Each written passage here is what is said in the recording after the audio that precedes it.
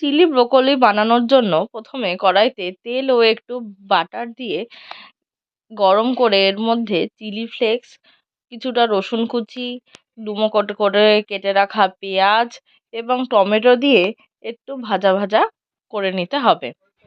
রসুনটা হালকা ব্রাউন হয়ে গেলে এর মধ্যে আস্তে আস্তে যে tomato sauce, soya sauce, chilli sauce এবং গোলমরিচের গুঁড়ো দিয়ে নাড়াচাড়া করতে হবে।